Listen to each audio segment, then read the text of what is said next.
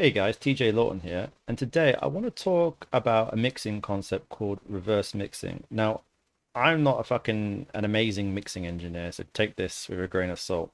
But someone messaged me about my drum bus processing tutorial, which you can watch here, by the way. They asked me, should I process the individual drums first, then do the group processing, or should I do the group processing and then do the individual drums? And I think there's a few different ways you can come at it. And these are definitely important to sort of think about and theorize before you really crack on with your mix, because I don't think either is right or wrong. I've definitely done tracks where I've processed every single little hi-hat and snare drum before doing the group processing.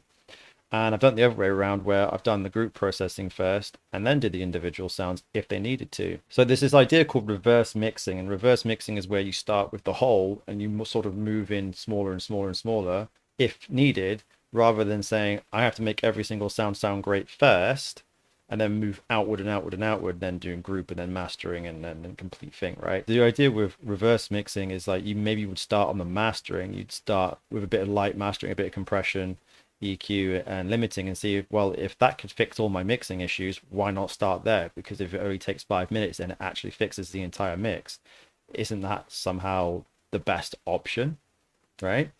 And once you've done that and you go like, well, I've done that, the mix does sound better, but there's still a few little problems. The drums don't seem to glue together, or the synths, or the kick and the bass don't seem to be fitting together that well.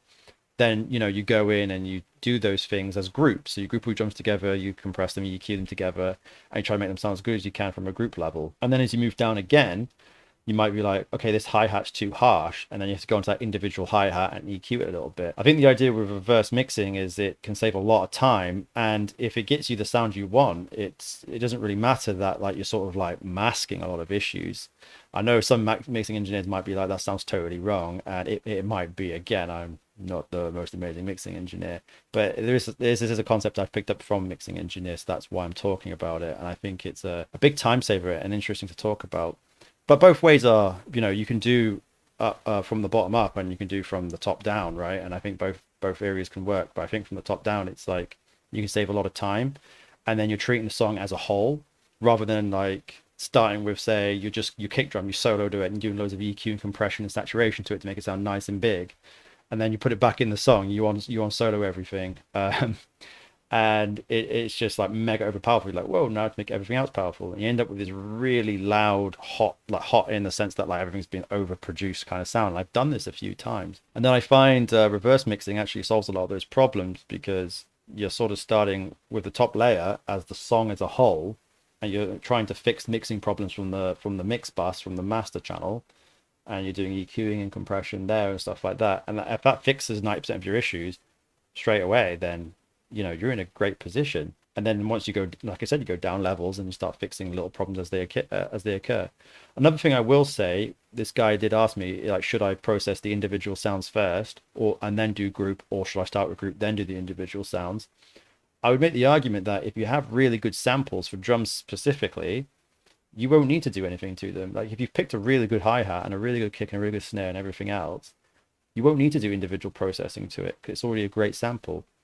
And I said to him, if it's, if the sample needs a lot of processing on it to change it, you've got the wrong sample, right?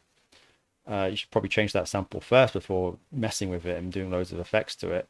Although obviously doing loads of effects to it can be a creative choice as well. But if it's a mixing choice, I mean, yeah, just get the best sample for the mix rather than trying to make a sample something it isn't. It's going to save you a lot of time, and it's going to be less of a ball ache. And the mixing doesn't have to be hard. It can be, but it doesn't have to be. I think that's important to note. So yeah, just some quick overview and concept ideas about reverse mixing. And it's a half technical thing, half theoretical thing. So again, I'm not a massive mixing engineer. It's just an idea I thought about. I thought I'd share it with you guys, see what you think. So that's all for today. If you like the video, let me know in the comments below. Let me know what you think about this topic. Yeah, please like and subscribe, and I'll see you guys tomorrow. Cheers.